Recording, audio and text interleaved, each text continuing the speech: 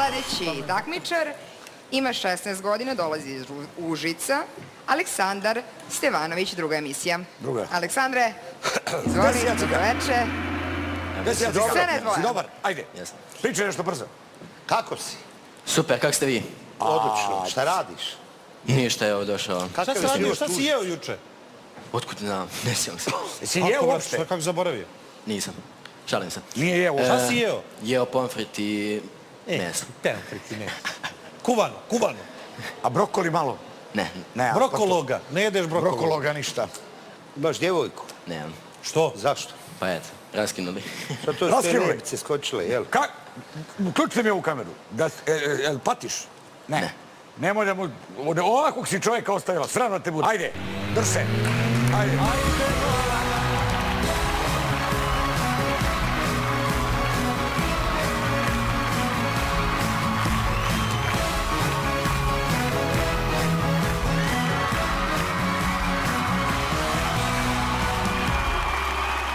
Aleksandar Stevanović, 16 godina iz Užica i ovo mu je druga emisija. Izvoli, Alek. Hvala.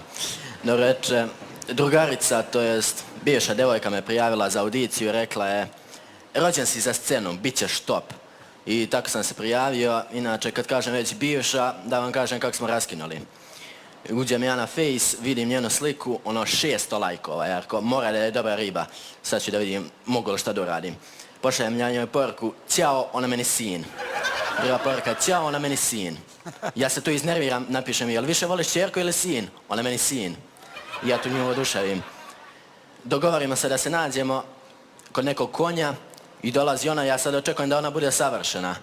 Dolazi i šeta kao da je cijel život burat preskakala, ovako. Jednim okom gleda konja, drugim mene. Molim Boga da gleda konja. I tako, mislim, izgled nije i toliko bitan, jel tako? I rekao samo da je ona u glavi se dobro. I iznenadila me kad me gađala stolicom i tu sam morao da raskinem. To je bila kap koja je pelila čašu. I pričam ja to drugu i kaže on meni, pa što nisi uzvratio udarac, što nisi ti nju gađao? Ja kažem, pa ne znam, nisam mogao, bila mi retka. I u tom trenutku sam se osjećao baš kao govno. Bukvalno. I onda kad me ona ostavila, počeo sam da muvam komšinicu. Uđem ja na Face opet i slika, komentari šokirali me. Tigrice, grr, mačkice, mjau, mua, najlepša na najlepšu. Znači, Bože sačuvaj. Vidim ja status, piše lepa veza. Mislim, još uvijek nisam skontao šta to znači, ali ne znam da li je mislila na Lepo Brenu ili Lepo Lukić. I pošaljem, hoću ja njoj da pošaljem zahtjev i pošaljem zahtjev limit prijatelja, ne može. I tako ja razočarao se, pao u depresiju i eto, došao sam ovdje.